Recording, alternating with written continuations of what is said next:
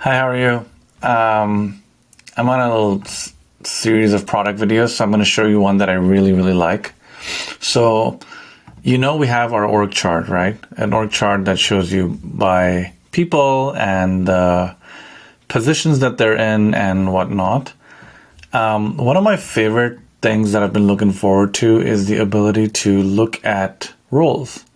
So if you click this button, you can switch over to roles. It's really cool because you can also click into specific roles and go back, and it gives you a really awesome look at your organization. So, let me show you again. You can go to positions, which is kind of what we've been showing you for a while. And now you can go into roles, which is really amazing.